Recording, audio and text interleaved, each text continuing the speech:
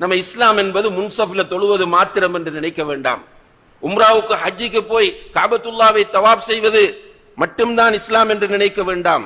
ஜக்காத்தை கொடுக்கிறேன், சதக்கா செய்கிறேன் என்பது மாத்திரம்தான் இஸ்லாம் என்று நினைக்க வேண்டாம்.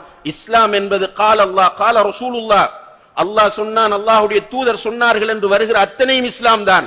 எனவே இந்த வாழ்க்கையிலே நிதானம் என்பதும் இஸ்லாம் என்பதை புரிந்து கொள்ள வேண்டும்.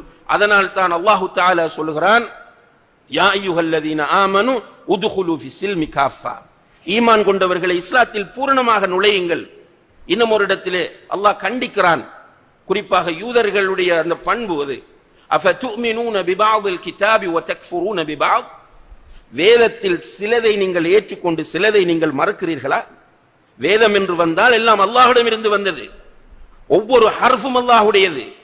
எனவே வேதத்தில் சிலது உங்களுக்கு சாதகமானவைகளை நீங்கள் எடுத்துக்கொண்டு உங்களுக்கு பாதகமானவைகளை விட்டு விடுவது என்பது இஸ்லாம் கிடையாது. இஸ்லாம் என்று சொன்னால் வேதத்தில் வருகிற உங்களுக்கு சாதகமாக வந்தாலும் பாதகமாக வந்தாலும் வேதத்திற்கு நான் கட்டுப்படுவேன் என்கிற அந்த கொள்கையோடு இருப்பதுதான் இஸ்லாம் என்பதை நாம் புரிந்து கொள்ள வேண்டும். அதனால தான் அல்லாஹ் சொல்லுகிறான், அஃபதுமினூன பிபஅதில் கிதாபி வ தக்ஃபுரூன பிபஅத், வேதத்தில் சிலதை ஏற்று சிலதை நீங்கள் நிராகரிக்கிறீர்களா? ஃபமா ஜஸாஉ மன் யஃஅலு ذلك மின்கும், இப்படி நீங்கள் நடந்து கொண்டால் அன்புள்ள சகோதரர்களே, இந்த எச்சரிக்கை நம்முடைய காதுகளிலே எப்போதும் எதிரொலித்துக் கொண்டிருக்க வேண்டும். நீங்கள் உங்களுக்கு பிடித்த இடங்களில் வேதத்தை எடுப்பது, உங்களுக்கு பாதகம் என்று கருதுகிற இடங்களிலே வேதத்தை நீங்கள் மறுப்பது என்று நீங்கள் நடந்து கொள்வீர்களாக இருந்தால், ஃபமா ஜஸாஉ மன் யஃஅலு ذلك மின்கும் இல்லா ஹிஸ்யுன் ஃபில் ஹயாத்தித் துன்யா, இந்த உலகத்தில் அப்படிப்பட்டவர்களுக்கு இழிவுதான் என்று அல்லாஹ் சொல்கிறான். இழிவு என்றும் சொல்லல, இழிவுதான்.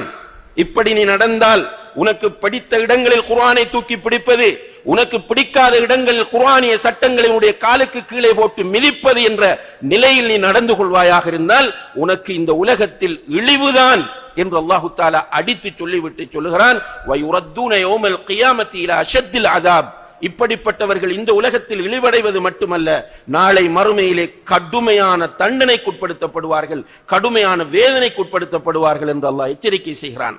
எனவே நமக்கு பிடித்த இடங்களில் இஸ்லாம், தொழுகையில மட்டும் இஸ்லாம் மாஷா அல்லாஹ் முன்சஃப்ல தொழுறது, 5 வக்தும் தொழுறது, ஆனா மற்ற விஷயங்கள் எல்லாம் இஸ்லாத்தை தூக்கி எறிகிறது. அந்த நிலை இருக்கக்கூடாது.